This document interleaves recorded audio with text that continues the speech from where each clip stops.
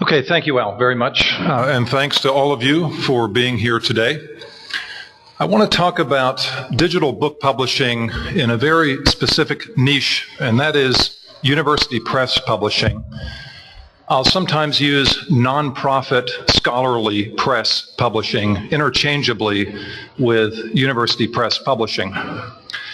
But my presentation today will be in two parts. Part one will be descriptive, and I want to talk to you about some survey findings from the AAUP, that's the Association of American University Presses, roughly 135 university and scholarly presses in the US and Canada. And I want to talk about some survey data that we found over the last couple of years regarding the impact of ebooks and digital publishing on our publishing activities. That will be part one. That'll take about 15 minutes. Then I'll ask if there are any questions for clarification. And then I want to take a normative turn. And by that I mean I want to take a look for about 15 minutes or so at where university presses should be heading in regard to digital publishing. And I want to use Georgetown University Press in a small way as a case study.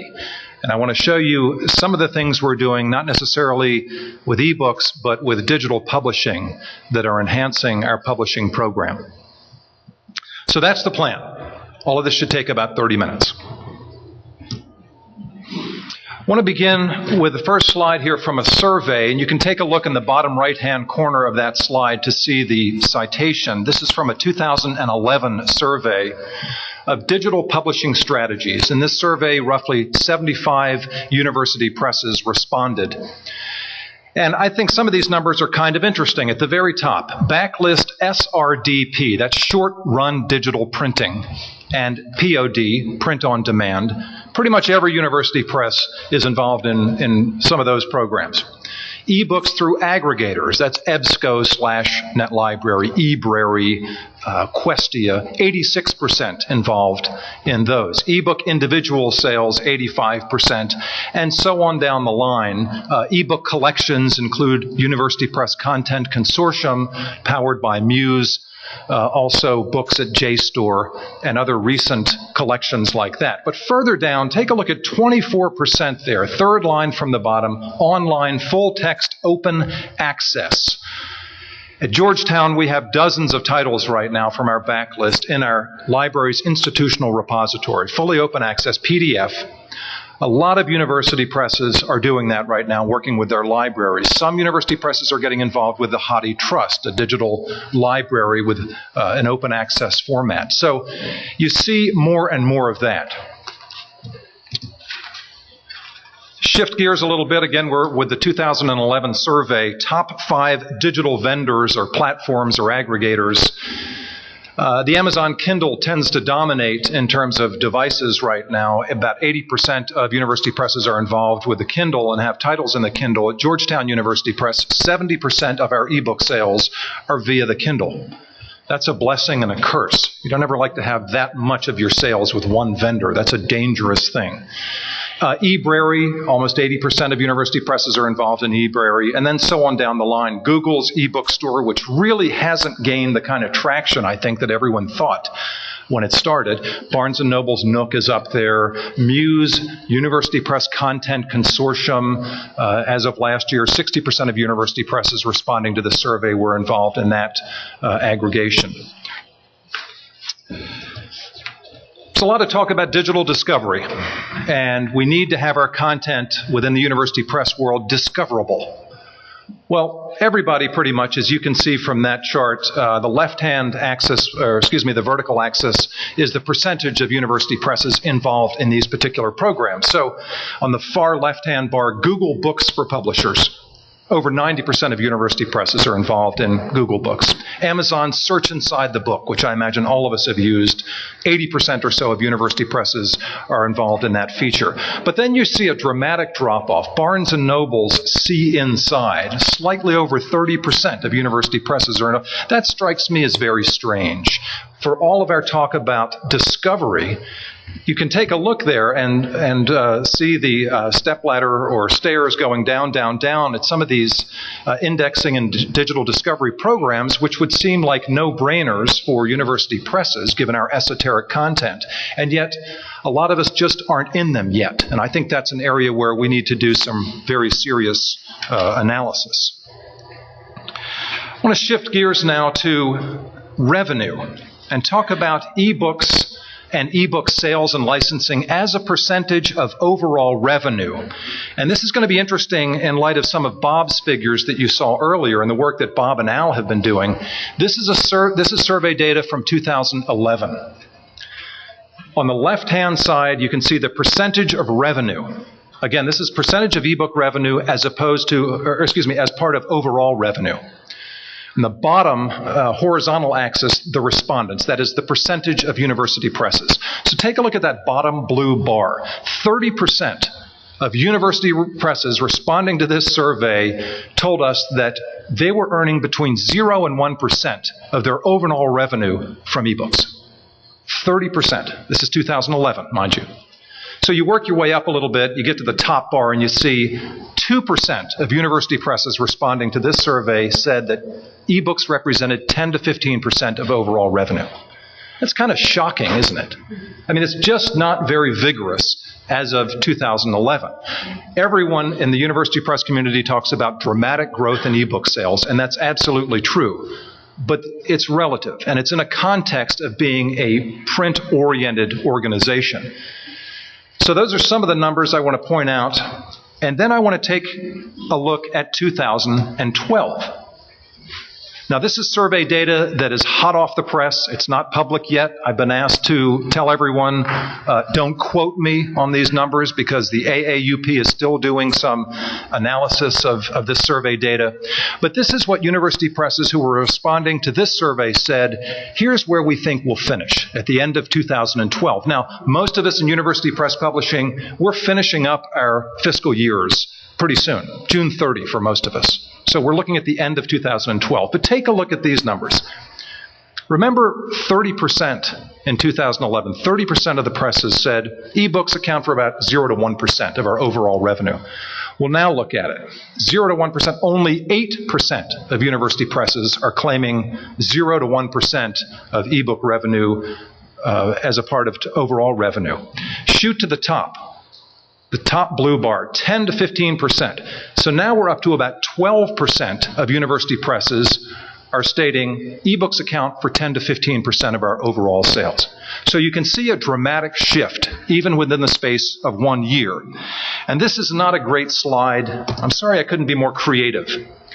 But take a look at the comparison between FY11 on the left, FY12 on the right, and just note the blue bars and how there are longer blue bars on the right-hand side of the screen, FY 2012, the higher up you go, as opposed to the left-hand side of the screen. There's just a shift right now in ebook sales and the impact of ebook sales on overall revenue.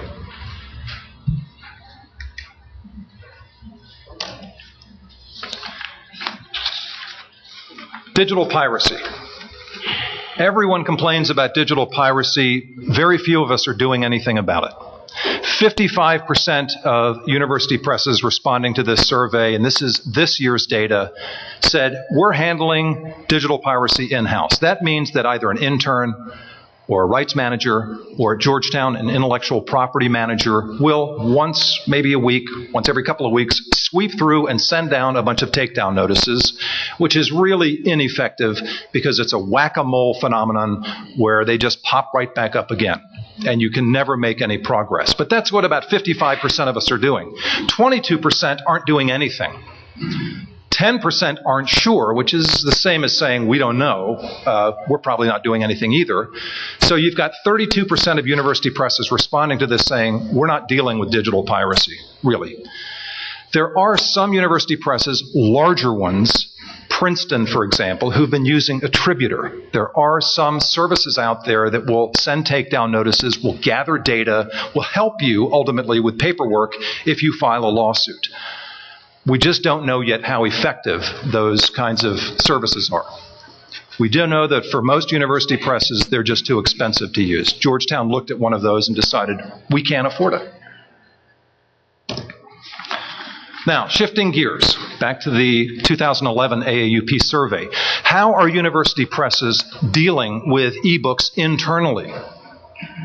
What sort of workflows do we have going on? I just want to point out a couple of things here in this bar graph.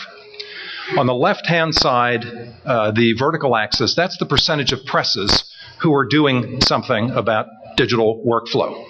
The gray bar, the far bar to the left, about 13% are doing XML-first workflow. That is, they're coding on the front end. The red bar, 36% or so, are doing post-production XML conversion. To the far right, 42% aren't doing anything in regard to XML conversion for lots of reasons. Cost, lack of staffing. We're not sure what we really gain by XML coding. I mean, presses have to ask themselves that. Is it worth the money? I tend to think that it is, but it's not inexpensive to change that workflow. The four most serious concerns in pursuing digital publishing strategies, going back to the AAUP 2012 survey here, there are two pieces of the pie. I don't know why that question mark is in there, and I apologize for that. But the two leading serious concerns, according to AAUP presses, in pursuing digital publishing strategies, a business model. 29% of us are worried. We're just not quite sure what the business model is.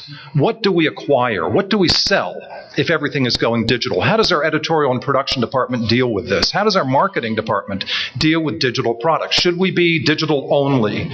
Should we do simultaneous runs? The business model right now is not quite set up, and we're all in a state of transition. The larger presses tend to be a little bit further along. Resources. 29% of us are concerned we don't have the resources. By resources, I mean money. University presses are historically undercapitalized. We just don't have the money to build a lot of infrastructure for digital publishing. Staffing. We also don't have a lot of staff. University presses are chronically understaffed.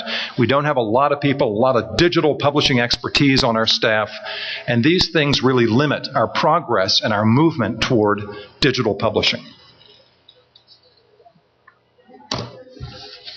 So, to try to capture, as I move toward a conclusion for the first part of this presentation, these surveys and some other anecdotal information I've picked up in my conversations with directors suggest university presses in the years ahead will undoubtedly publish more and more ebooks. They'll gain more and more digital revenue. That revenue will be a higher percent of overall revenue as print sales decline, which they're doing now in the library market and in other markets. University presses will continue to play the field with different vendors and aggregators and platforms. We cannot be limiting ourselves. There's a very interesting phenomenon right now with University Press Content Consortium, powered by Muse, and Books at JSTOR. These two are emerging as competitors, with UPCC already out of the gate. Books at JSTOR will be coming out of the gate. And some university presses are taking sides on that. It's sort of a Hatfield and McCoy's phenomenon. And some university presses are suggesting, well, we may just join both. But I think in the aggregate, university presses need to be playing the field and getting involved in as many of these platforms and aggregations as they can. University presses are trying to adapt to digital business models. They're trying to incorporate P&Ls that are E-only. They're trying to figure out budgets. And where does the budget for digitization go? I mean, these are sort of mundane, everyday business matters, but we're trying to do that. And digitizing, as I like to say, is not simply converting a file. It's an organizational mindset. So we're all in more or less stages of this transformation, of trying to account for digital publishing.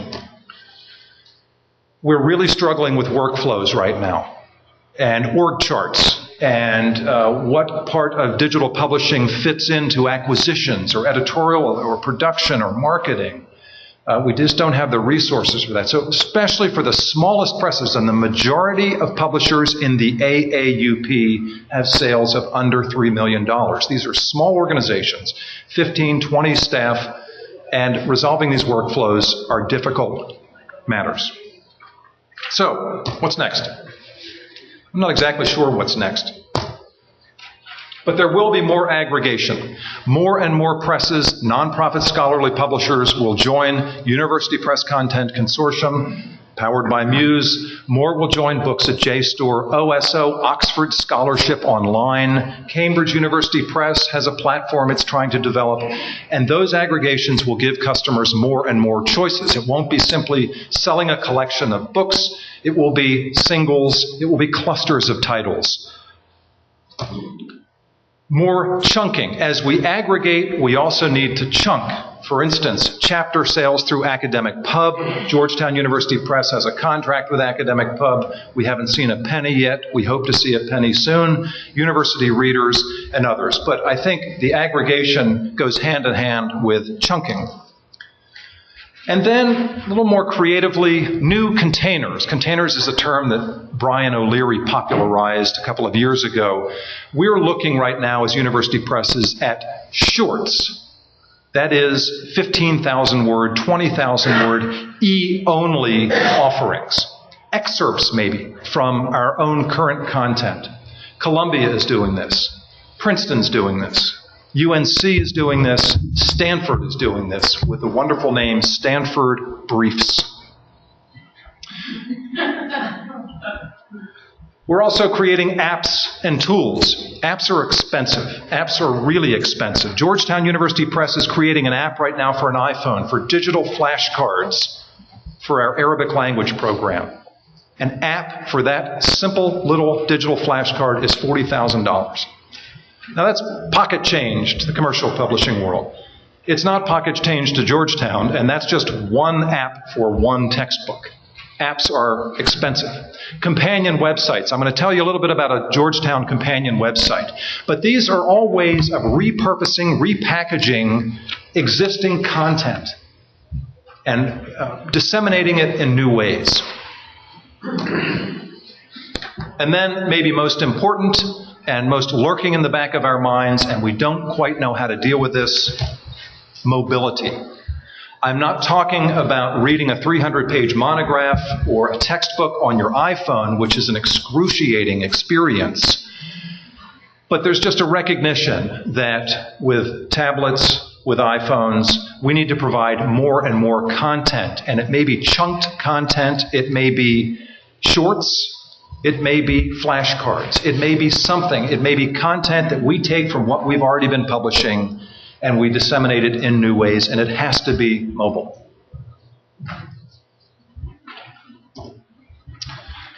Okay, that's the end of part one. Any questions of clarification on any of those slides or any of those issues? I don't want to get into substantive issues until later, but clarification? Okay, is everybody with me so far? Can you hear me in the back? And hello, Greg. Greg, I'm waiting for a fire alarm. I'll go ahead for you. I want to shift now. I mentioned I want to take a normative turn in this presentation. And by normative, I mean how things should be.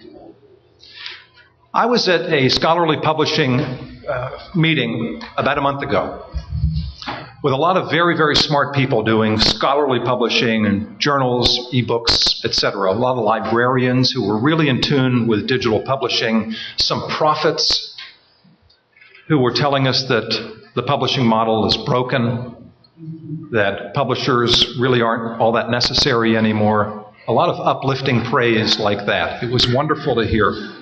One thing I didn't hear during the entire 2 days, though, was a term that I wanted to hear, and it's a term that I think about a lot at Georgetown University Press: stakeholders. I think university presses need to pay more attention to stakeholders than we're doing right now. What is a stakeholder? Any group or individual who can affect or is affected by the achievement of the organization's objectives. Now, that's a definition from Ed Freeman. sort of a thought leader in stakeholder theory at Darden School of Business at University of Virginia. So what I want to talk about over the next 15 minutes or so is the impact of digital publishing on nonprofit scholarly publishers using stakeholder theory and stakeholder thinking as a lens. I want to begin with a question. What is the purpose of business? I like to begin with first questions and first principles. The great guru, may he rest in peace, Peter Drucker, the purpose of business is to create a customer. That's not what Ed Freeman says. Ed Freeman and his cohorts in stakeholder thinking are talking about creating value for stakeholders. That is the purpose of business. Now, Peter Drucker had a lot of interesting things to say. He also had a lot of interesting things to say about nonprofits and how nonprofits really can be moral paragons for their commercial brethren and sistren because they're so dedicated to mission. Drucker was very effusive in his praise for nonprofits, at least those that stuck to their mission. But creating a customer for Drucker was paramount. Freeman says no. Create value for your stakeholder. So I want to begin that conversation by saying, who are the stakeholders? Who are the primary stakeholders for us? Now, I have a list of 8 primary stakeholders. Not every scholarly publisher, not every business, not every organization will have the same list. But first and foremost, employees. It is management's responsibility to build and maintain a culture of meaning in the workplace. A culture of education, of professional development. That is your first and foremost stakeholder. Parent institutions, press directors, department managers need to be getting very friendly with provosts, CFOs, CIOs at their universities.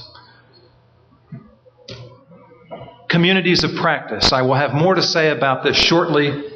But communities of practice are those people, in academic publishing at least, from my perspective, who are teaching, who are learning, who are focused on a particular academic field, who are meeting together, learning together, trading notes, communicating, trying to advance their field. And I'll have more to say about that shortly.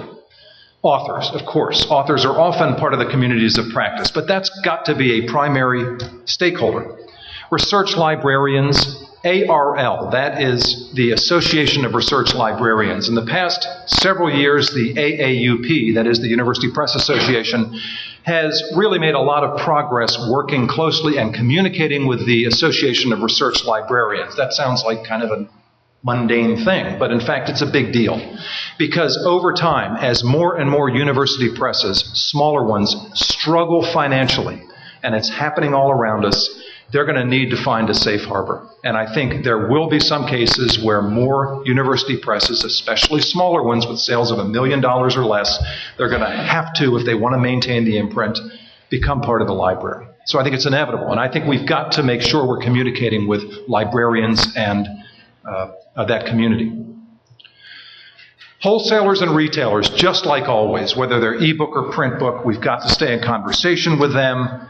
Suppliers, vendors, freelancers, of course, and then in recent years in particular, at Georgetown, tech developers and online entrepreneurs. These online entrepreneurs who can take our content, that's what we're good at as publishers, gathering content, and then go out and disseminate it, repurpose it in new and creative ways and earn revenue for us. Scholarly publishers, as a rule, are not very good at IT. That's not our business, and we don't know how to sell things online very effectively. We need help with that. There are other stakeholders besides these primary stakeholders. And again, this is a list that may differ if you're at a different kind of publisher, but media, blogs, lists, the Chronicle of Higher Education, traditional media. These are people that we need to stay in touch with and we need to manage. Trade associations, the Association of American University Presses, American Association of Publishers, the Professional and Scholarly Publishing Division of the AAP, SSP as well. Competitors. We need to watch competitors very, very carefully.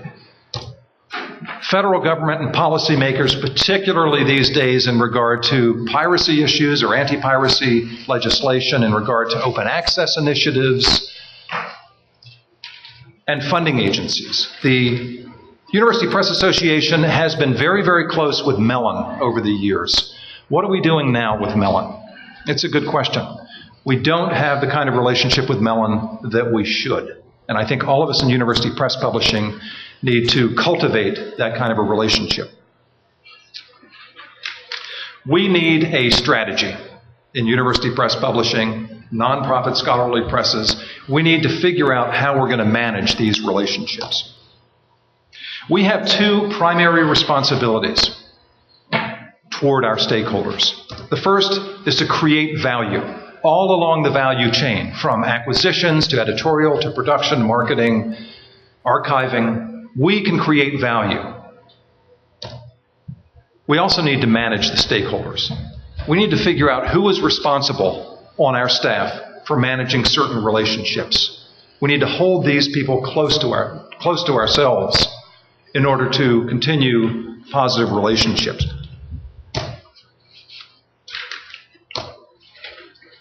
I want to give you an example now at Georgetown of what I mean by managing stakeholders. I mentioned scholarly communities of practice. That is, those groups of people, teachers, learners, who are involved in a particular field of study and who are furthering the field through meeting, through communication, through publishing, writing. I'll take you to Georgetown University Press's website. Take a look on the left-hand side of the page. You see a thumbprint, I hope, in the middle there, Security Studies. When you go into that portal, you have resources at your fingertips on security studies. That's one of the fields in which we publish. On the right-hand side of the page, you'll see at the top on the right-hand side some colorful books called Al-Kitab. That means the book in Arabic. Georgetown University Press publishes a lot of resources for Arabic language instructors and learners. We're also publishing a book on Urdu and lots of other languages that you may not have heard of. But Arabic is really central for us. And I want to walk through some of the things we're doing in Arabic to show you how digital publishing has impacted how we understand our role and how we understand our stakeholders. So you get to this page, and you click on the Al-Kitab link, and you get to the Al-Kitab Arabic language program. And you start to see an array of resources here. You see, for instance, teacher resources, digital resources, FAQs, technical requirements, and so forth.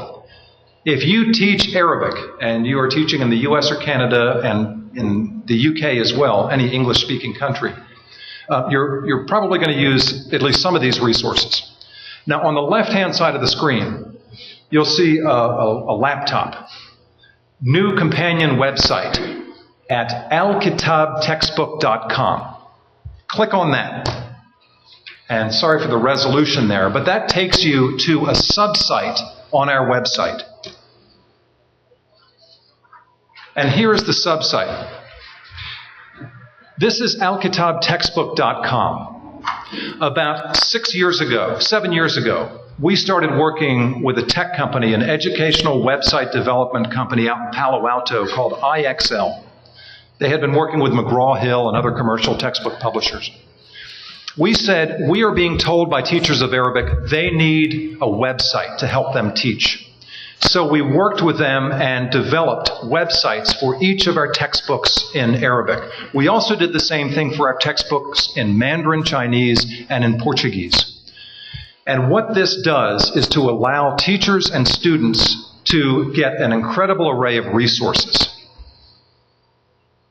Video files, audio files, voice recognition technology, so you can be graded on how well you're pronouncing the language. Now, we did this after talking to focus groups, after doing surveys, after meeting with clusters of teachers.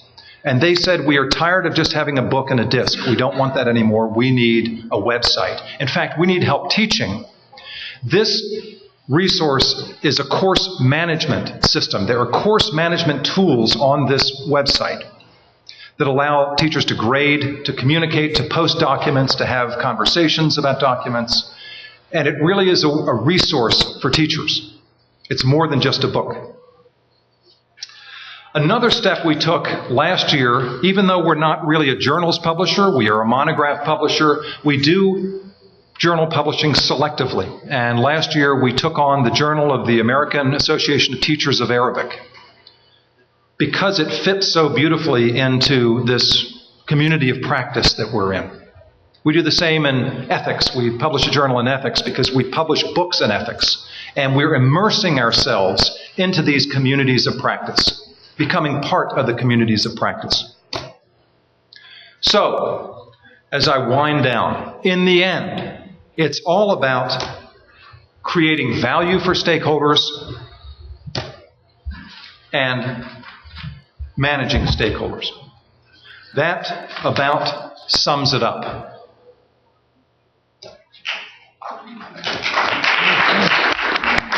Or does it?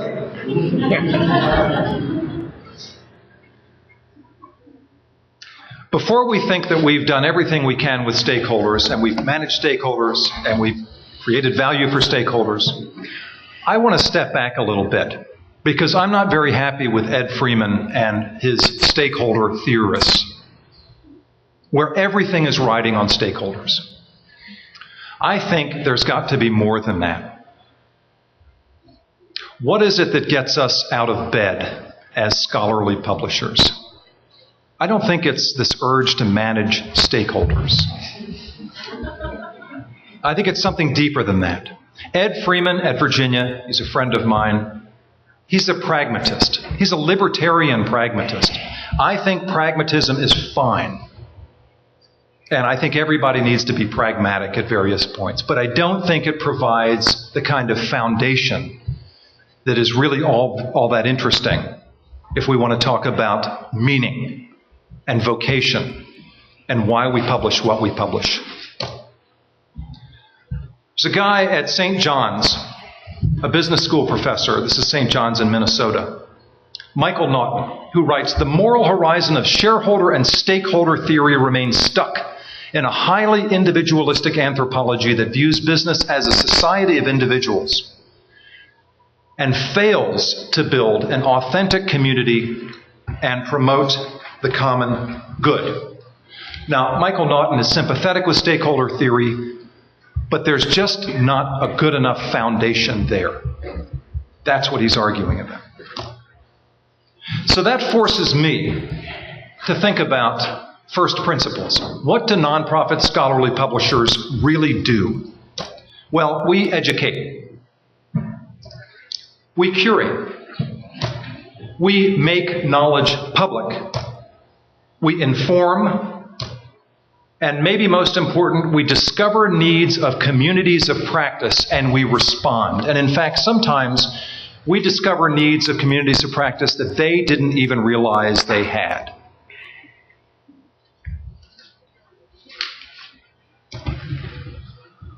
So, that changes things for me.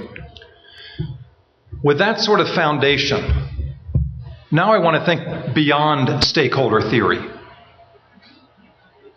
and think about nonprofit scholarly publishers as involved in a moral community. And what is our ultimate role? Our ultimate role, I'm going to try this out on you, is to strategically seek the widest possible access for value-added content to help scholarly communities of practice solve problems.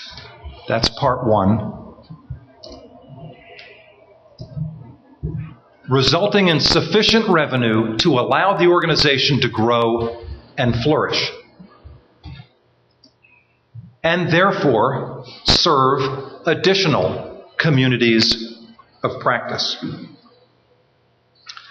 That's starting to feel like a purpose for me. That's starting to make me think, I want to get out of bed in the morning, I want to go to work.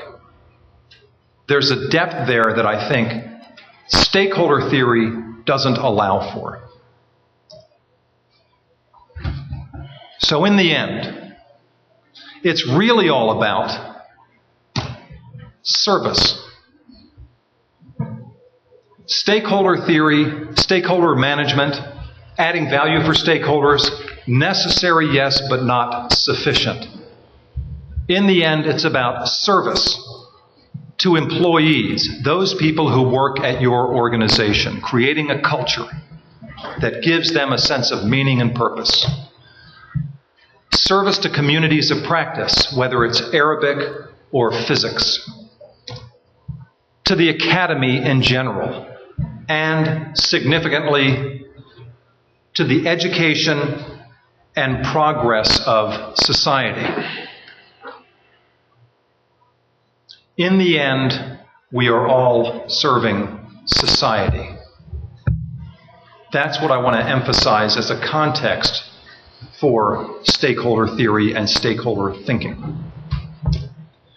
So before it gets too weepy and we have an Oprah-like hug, let me say thank you very much for your time and attention, and have a good day.